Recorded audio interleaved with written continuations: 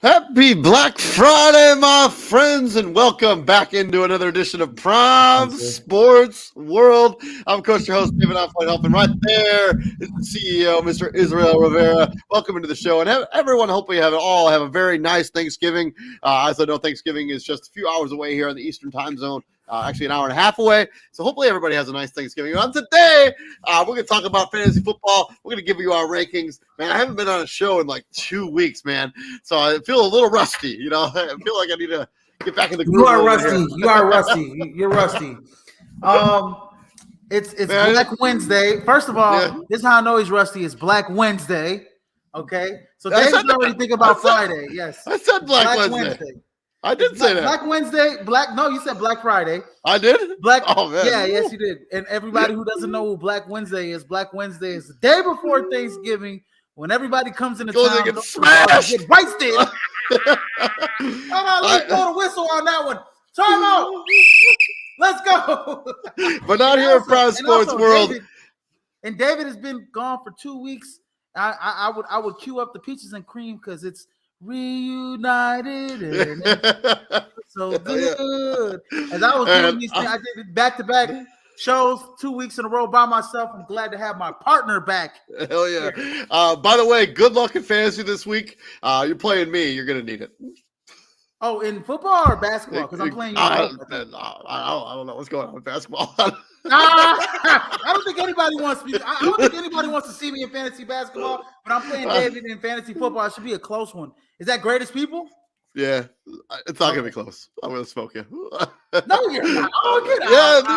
Yeah, I'm 8-3, man. I'm the number 2 seed in the whole league. Come on, get out of here. But let's jump right into it. Let's talk about them quarterbacks.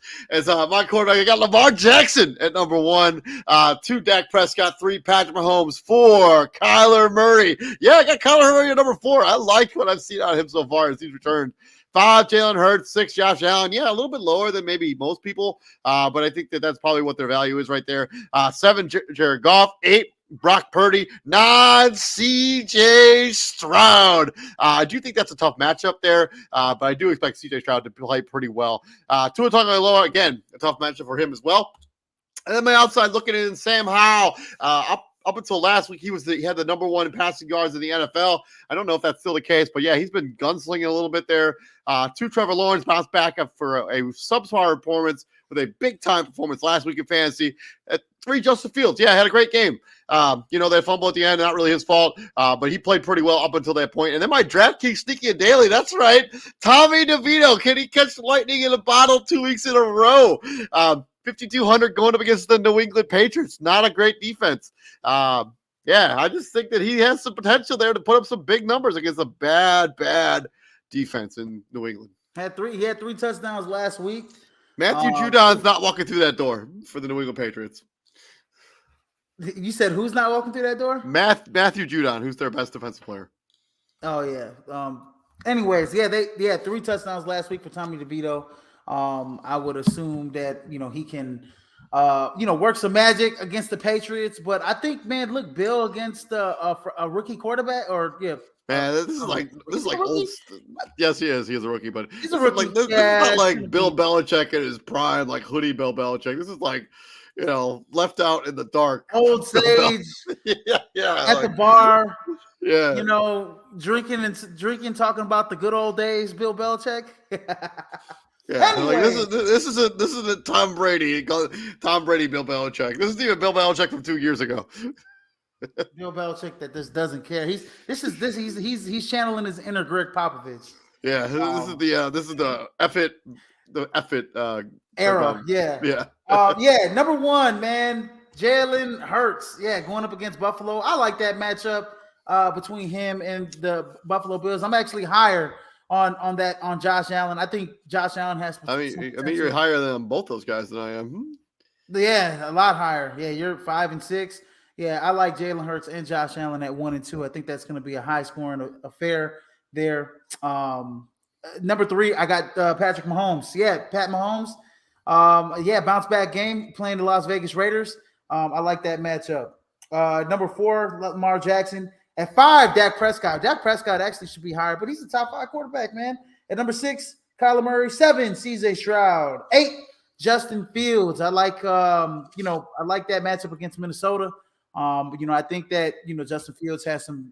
He had 100 yards rushing last week, so I expect him to continue to do more of the same as the season starts to wind down here. At number 8, I got Brock Purdy. Or number 9, I got Brock Purdy. Who's continuously to have perfect games. He's had 2 back-to-back good weeks. I expect him to have another good week against Seattle. And then round out my top 10, I got Josh Dobbs going against the Chicago Bears. And on the outside looking in, I got Trevor Lawrence, Tua Tagovailoa, and Jared Goff going against my Green Bay Packers. And then my cheap option in FanDuel for you guys is Will Levis at 6,700 going up against the Carolina Panthers this week. I think you're too low on Jared Goff. I think he's going to have a monster game against your Green Bay Packers, but that's just me.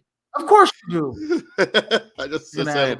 He threw 3 interceptions. He threw 3 interceptions last week. Man, look, no. I'm not putting him in the top 10. He threw 3 interceptions last week. He did. The defense from the Green Bay Packers played really well last week against Justin Herbert. I mean, they also benefit the fact that the Charger wide receivers just couldn't catch the football. Yeah, fair enough. But at the same time, they still played well. Did you see that? Off the field. Did I send you that picture of that shirt that guy was wearing from when I was at the Lions Charger game? Yeah, the kneecaps. Yeah, the kneecaps riding the kneecaps tour. Yeah, that was nice. That was nice. That's a fire shirt. I like that. Moving on from quarterbacks, let's talk about them rock toters. Let's talk about the running backs. Let you go first with your running backs. Number 1, man, Christian McCaffrey. Man, I like that matchup against Seattle. That one, Christian McCaffrey. Last couple of weeks they've been really looking to get him the ball. At number 2, I got Travis Etienne. Yeah, man, against Houston. The first game they really bottled him up. I think the second game. It'll be a different story. I think Travis Etienne, if Jacksonville wants to be successful against Houston and take complete control of the AFC South, they're going to have to feed the ball to Travis Etienne and get him more of his touches. At number 3, I got Alvin Kamara. At number 4, I got Jahmyr Gibbs going up against Green Bay. At number 5, I got King Derrick Henry going up against the Carolina Panthers. Yes, I expect Derrick Henry to have a monster game against Carolina. I think actually when it's all said and done, he might be the number 1 running back in fantasy football. I would not be shocked if that happened at all. Yeah, at number 6, Austin Eckler. At number 7, I got Jonathan Taylor going against that Tampa. A little lower on Jonathan Taylor than a lot of other people probably. Jonathan Taylor going up against a pretty stout front seven in Tampa Bay, and a team in Tampa Bay that's looking to catch a win this week after kind of playing a close game against San Francisco. Well, not I would say kind of being in the game. I guess in the game. I wouldn't say it was close. They still lost by 2 touchdowns, but that opportunity, that defense actually. In the second half, I don't know if you watched the game, David. Don't do that. The second half, that defense was actually giving the offense some opportunities to score a touchdown. They just couldn't execute on offense. But the defense was still able to make some stops in the second half. But I mean, against the Indianapolis Colts, I expect them to have a much better game. Since Vita Vea has gotten back, that defense has been, especially that run defense, has been tremendously better. Okay. At number 8, Josh Jacobs going up against the Kansas City Chiefs. It's Kansas City Chiefs team that just gave up a whole mess of yards to the Philadelphia Eagles. DeAndre Swift was able to gash them up. I expect Josh Jacobs to do the same. Number 9, I got DeAndre Swift. And then round out my top 10, Saquon Barkley going against the New England Patriots. Had 2 touchdowns last week, catching the football. Had a pretty solid game on the ground as well. I expect him to get a touchdown in this game as he's pretty much their only weapon in New York, or their only consistent weapon. Then outside looking in, they got Tony Pollard, Breece Hall going up against Miami, and Rachaad White going up against the Indianapolis Colts. And if you're looking for a cheap option, Rachaad White has low-key been really good this season. Like he's been incredible this year. Yeah, like especially in PPR leagues, like he's been money in fantasy. Yeah, he's been incredible. He's sneaky. He's getting those touchdowns that they sometimes they're in garbage time, but sometimes they mean something, So whatever. FanDuel, I got Keaton Mitchell here at 5,400. Yes, Keaton Mitchell, the speed back. He's pretty much superseded Justice Hill. Has pretty much leapfrogged him in the order. He's the second running back. Actually, you actually see a lot of Keaton Mitchell on the field, and then you get the Gus Bus in the red zone. And that's the real guy you actually want, is the Gus Bus. If you're really trying to play some FanDuel, probably. I mean, he's money in the red zone. When they get it at 5 yards, the Gus Bus is scoring a touchdown. And then Rico Dowell, I know he's dealing with an injury this week. He's cheap at 5,100. I like Rico Dowell, especially when Dallas is probably going to get up a little bit in this game against Washington. I like Rico Dowell to score a garbage touchdown and get some good. And he's had 2 back-to-back really good games. So from your running backs, let's talk about mine. My number 1 running back, is Alvin Kamara, as I use him to decimate you in the greatest people. Look for him to have a massive fantasy day there for the New Orleans Saints.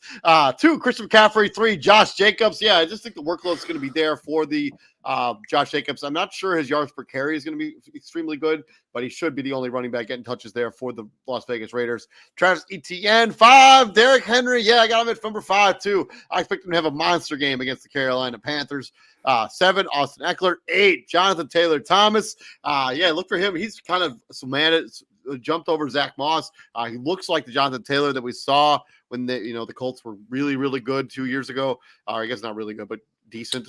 And then 9, David Montgomery. Yeah, I know this isn't a revenge game for him, but he's still going up against the Green Bay Packers. That workload split has been really interesting for those 2 guys.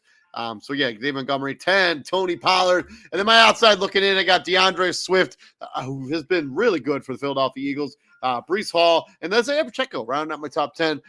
He had plenty of yards in that game against the Philadelphia Eagles. He just didn't get into the end zone. I think that happens this week against the Las Vegas Raiders. Then my outside looking in, I got Samaje Perine and Latavius Murray. Samaje Perine was so invaluable during that drive at the end of the game there Was that on Sunday Night Football again against the Minnesota Vikings? Like he was the one that kind of got them in position to score that game-winning touchdown. And then Latavius Murray has kind of been the touchdown guy for the Buffalo Bills. Look for him to have some production there for Buffalo, 46 and 4,400 respectively for those two guys. From the running back position, let's talk about the first set of pass catchers. Let's talk about them wide receivers. And my number one wide receiver is going up against your Green Bay Packers. It's Amon-Ra St. Brown of the Detroit Lions. The sun god is going to go off in a big, big way. Then I got CeeDee Lamb at number 2. Should be a good matchup there as Dallas could get up early. A.J. Brown, look for him to have a bounce back from which was an absolute disappointing showing for him. If you are a fantasy owner of A.J. Brown, I needed like 30 points from him. I only got like 3. So that really didn't work out for me. But he's been awesome this season. I think this is his like second game this year of less than 100 yards receiving. So look for him to bounce back. 4, Stephon Diggs. 5, Keenan Allen. 6, Tyreek Hill. Yeah, a little bit lower. I expect Sauce Gardner to be checking him for majority of the game. 7, Mike Evans. 8, Brandon Ayuk. 9, Devontae Adams. How the mighty have fallen. All the way down to number 9 for Devontae Adams. 10, Michael Pittman Jr.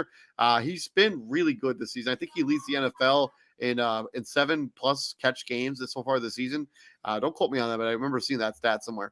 And then my outside looking in, I got Adam Thielen, DJ Moore, and Jamar always effing open chase. Yes, I am very concerned about the Joe Burrow effect, but I still think he'll have some value. I cannot take him out of my top 13. And then my outside looking in, sneaky and daily, Marvin Mims Jr. at 3,400 and Greg Dortch at 3,300. Back last season before Kyler Murray got hurt, him and Greg Dortch seemed to have a good rapport with each other. With Greg Dortch, look for that to continue to grow there. I just think that if you're going to roll the dice on somebody, 3,300 for a guy who's wide receiver who could be heavily involved in the passing attack, because I don't really trust any of those other guys on that team right now. So, yeah, man, no, that Jamar Chase. The only way I see Jamar Chase doing anything is in garbage time, like I saw last week. When godly, they're on the 5, and I think I mentioned this. I was like, man, I needed a touchdown by Joe Mixon, and they gave that was like, let me keep you happy, Jamar Chase, and throw you this back shoulder throw just so you can score a touchdown. Just try and you'll get your bonus this year, Jamar Chase. But yeah, I don't see much value in Jamar Chase really moving forward. It might be the same kind of effect that Aiden O'Connell has with Devontae Adams, where they just force feed him the ball 15 to 20 times, and he's got to catch it at least 6 of those times, right? Because that's where Devontae Adams is right now.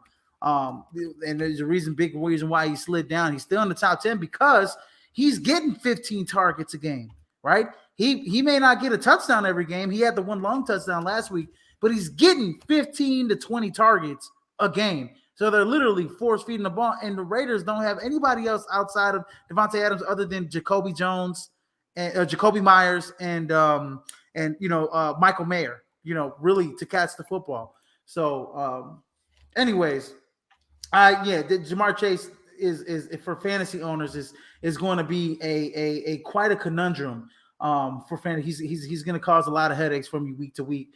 And if you have like I said, if you have another wide receiver that might be better than Jamar Chase, that on a week to week that has a better matchup, I'd consider starting him over Jamar Chase because I just don't believe in Jake Browning at all.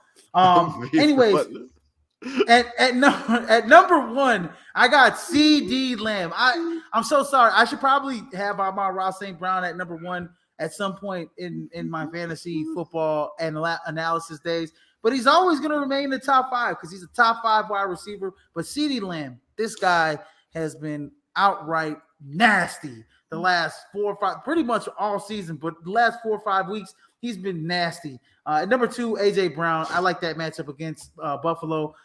They're a little bit banged up in the secondary. So I expect A.J. Brown to come back. He only had 8 yards last week. I know that's hurt you, David. Number 3, Tyreek Hill. I don't care if Sauce Gardner is guarding him. There's nobody in the league that can check Tyreek Hill's speed. And Tua Tagovailoa is gonna look for him no matter what. And Sauce Gardner isn't fast enough to guard Tyreek Hill. I don't care how rangy he is, how good he is in press. Tyreek Hill is the cheetah for a reason. And I think Tyreek Hill is still a top 3 wide receiver this week. At number 4, I got Amon-Ra St. Brown. 5, Keenan Allen, who's been on a tear. At number 6, I got Stephon Diggs. He's dropped down a little bit because I don't know what his role is going to look like in the Joe Brady offense, so to speak. So Stephon Diggs going up against a Philadelphia defense that's pretty healthy. Number 7, I got Mike Evans. 8, Brandon Ayuk. He'll have a little bit of a tough time. I mean, going up against that secondary in Seattle. I don't expect Brandon Ayuk to have the best game like he did last week, but I do expect George Kittle to possibly have a pretty decent game. Christian McCaffrey definitely to have a good game. At number 9, I got Puka Nacua. I don't believe Cooper Kupp will be playing in this game. It didn't look so well for him, but I do like Puka Nacua against Arizona Cardinals. And then round of my top 10, I got Devontae Adams. Like I said, he's getting 15 to 20 targets a game. He's going to catch at least 6 or 7 of those passes, and maybe one of them go to the distance. And then on my outside looking in, Tank Dell, who has been flat out amazing, probably one of the best rookie, probably next to Puka Nacua, the best rookie wide receiver in football. Michael Pittman Jr. and DJ Moore, he's loving that Justin Fields is back. And then on my outside look, and then on my cheap option in FanDuel is Rondale Moore at 5,200. I know he had the one big long pass from Kyler Murray, but it's looking like Kyler Murray's really not looking Hollywood Brown's way. He's looking more towards Trey McBride. He's looking more towards Rondale Moore. He's looking more towards the other guys, and I don't know what's going on with that connection, but I think they would want to get Hollywood Brown more involved in the passing attack as Kyler Murray, kind of shakes out the cobwebs being off so long. But Rondale Moore at 5,200, I like him this week. Real quick, we got a question in the comment section from somebody on YouTube. Theo, what is it, Manatis? He asked me, should he trade Metcalf and Tony Pollard for Isaiah Pacheco and White? And Rashad White? Hell yeah, I'd trade both of those guys. I'll trade both of them for those 2 guys. Absolutely. I don't know if I would make that trade. I'd make that trade. What? I think I'd rather have DK Metcalf than both Pacheco and White. DK Metcalf has been playing. DK Metcalf the last 3-4 weeks has been playing pretty good football, but for most of the season, I wouldn't make that trade. That's my personally. If you can, I'd make the trade because Geno Smith is banged up. Drew Lock may be playing this week. I mean, great opportunity to. I think you're putting on Tony. I wouldn't make that trade. That's my opinion on it. I wouldn't make that trade. Rashad White has been excellent. I'd make that trade. He has been excellent, but Tony Pollard, I think, still has a higher ceiling, and I don't expect anyone to take touches from Tony Pollard. So. Rico Dowd's been taking touches from Tony Pollard. Man, come on. Moving on. No, he has. Come on, David, stop that. You know he's been taking touches from Tony Pollard. I wouldn't make that trade. If you listen to Izzy, though, he said he would make that trade. I'd make that trade immediately. Make it. Do it. I don't like DK Metcalf. He's super inconsistent. I don't like, and this guy, he hates Tony Pollard. I mean, Rashad White is better than Tony Pollard, in my opinion. Okay. I wouldn't. Yeah. Anyways, moving on from our wide receiver rankings, let's talk about them tight ends. Let you go first with your tight end rankings. Yeah, man. At number 1, Travis Kelce. Man, he seems to always have really, really great games against the Raiders. I'm not sure if Taylor Swift will be in attendance. He did get a touchdown last week, but I like Travis Kelce to score another touchdown. Hopefully, he doesn't fumble in the red zone again like he did last week. At number 2, I got T.J. Hockenson going up against the Chicago Bears. Had a pretty lackluster performance against the Denver Broncos after breaking an NFL record in the first half against the Atlanta Falcons. I think it was the Atlanta Falcons, right? Yeah. No. It wasn't that. Was it the Atlanta Falcons? No, it wasn't the Atlanta Falcons. It was Godly. Who'd they play after the Atlanta Falcons? Minnesota Vikings. It was the New Orleans Saints. Yeah. Yeah, so he had a record. He had a record performance first half. Nobody's ever done that. I think it was like 7 catches, 125 yards, and a touchdown. No tight end has ever done that in NFL history. And then he followed up with a lackluster performance against Denver. I think he has a great week against Chicago. At number 3, I got Dalton Kincaid. He was still okay against Denver. I mean, he wasn't his normal production that you expect out of him, but he was like, as far as tight ends go, like he kind of gave you the value you kind of expect.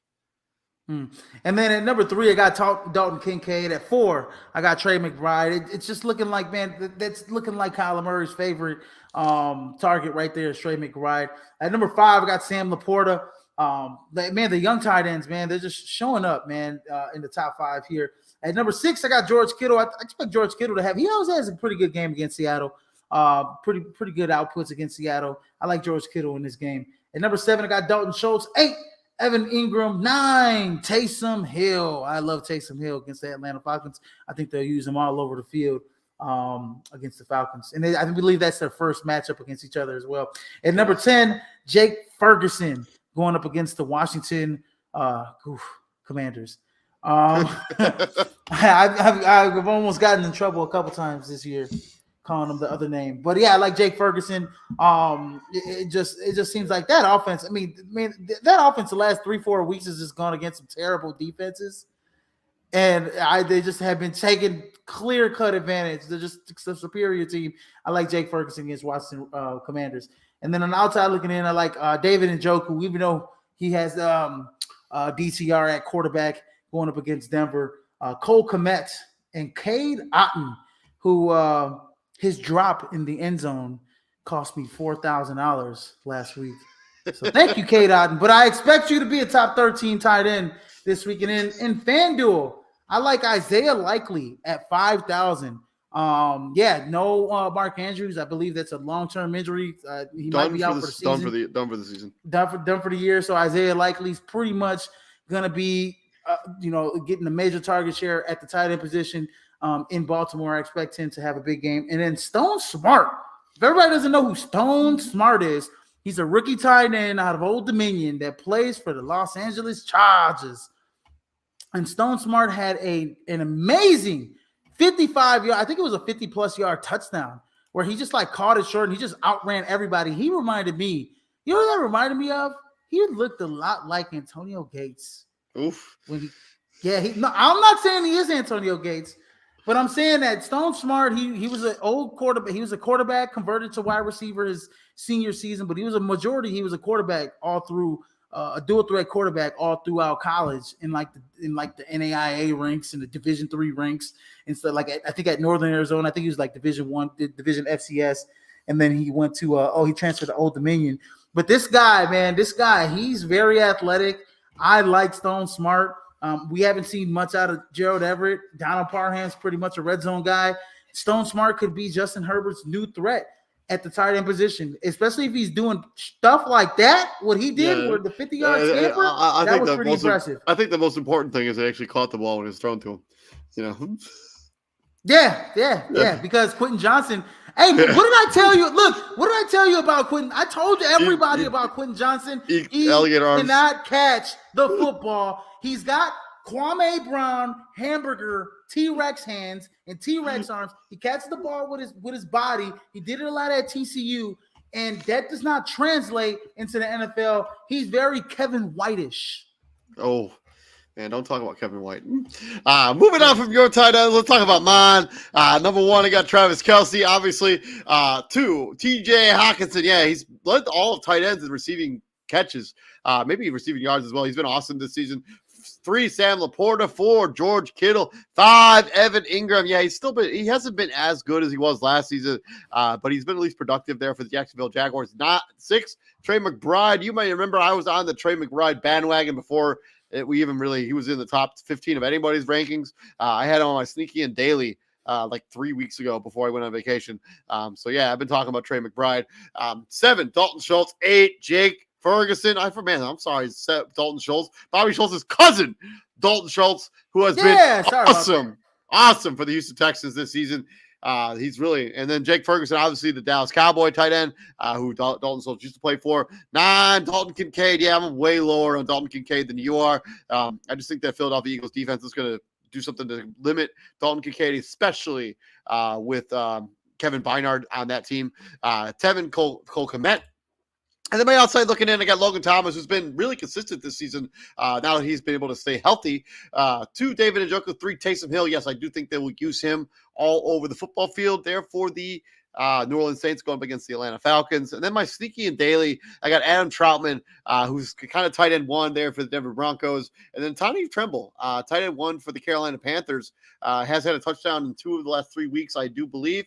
So he's been pretty productive for the Carolina Panthers, as that offense has not been anything to write home about this season for sure.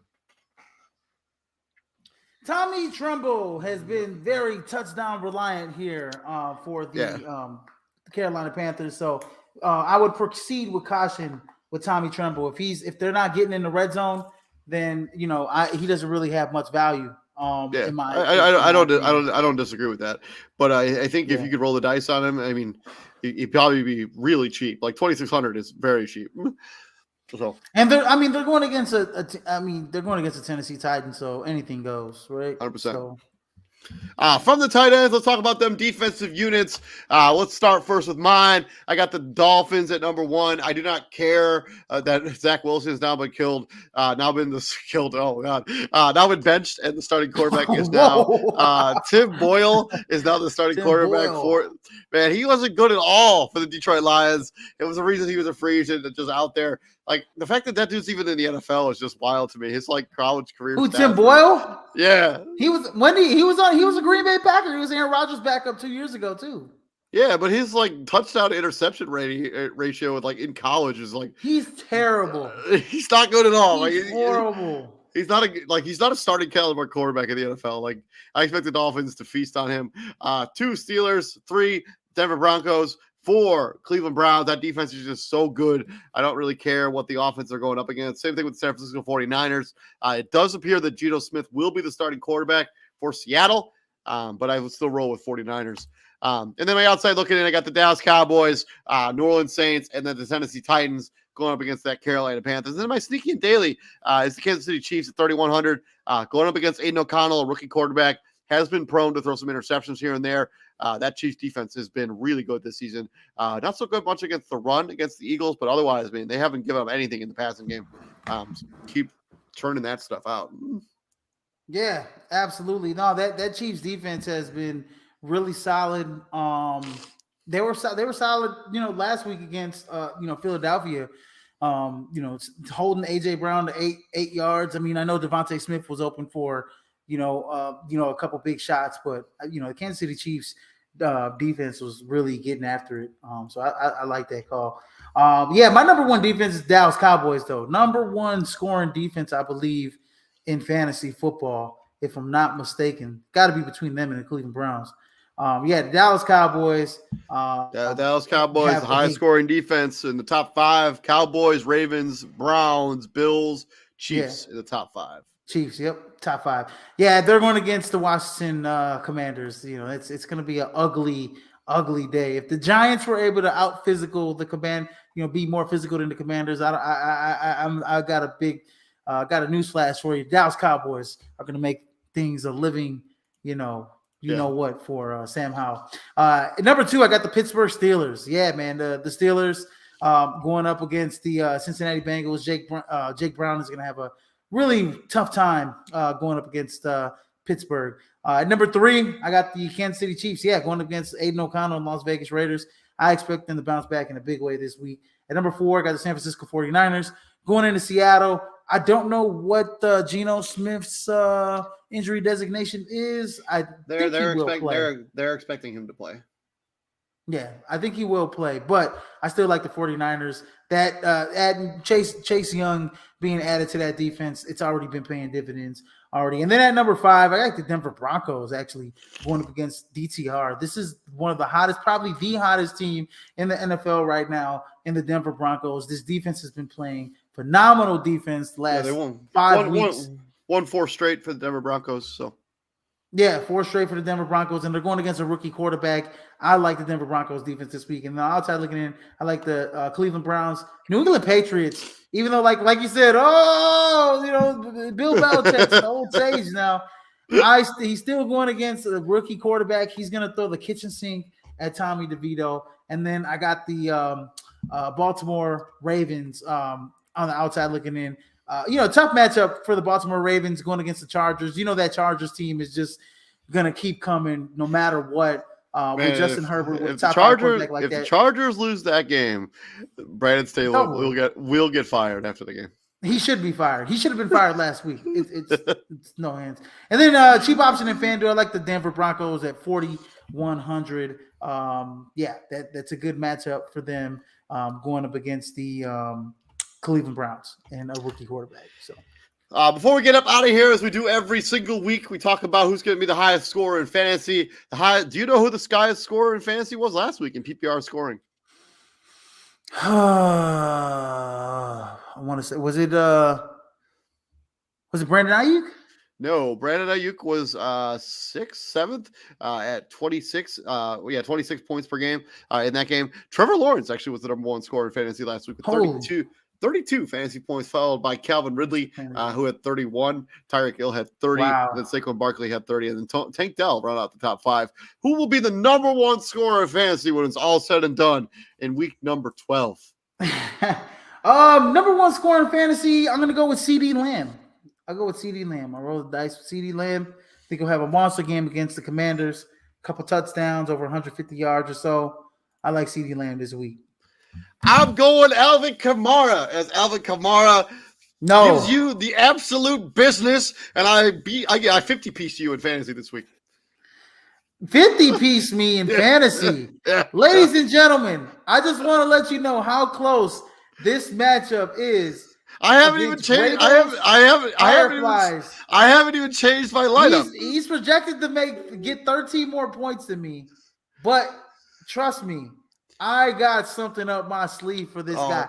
I promise you. I promise. He's like, I haven't even put Alvin Kamara in my starting lineup yet. You better hope he has a good game. You better hope he doesn't have a dud this week against the Atlanta Falcons. He will. All right. He'll tear you up. We'll see. But yeah, we'll see. We'll have a little bit of bragging rights when this matchup is over. I've been David Huffman right there. It's Israel Rivera. Thank you very much for checking us out here at Prime Sports World. Please like, share, and subscribe to the podcast. And Izzy, what do we do? Hit the prime, my friend. We don't lose to this guy over here that's in Fort Wayne, Indiana, but we bring the heat, ladies and gentlemen. And look, Turkey Day is upon us. Make sure you don't eat too much or eat a lot. Yeah, whatever you're into. Whatever.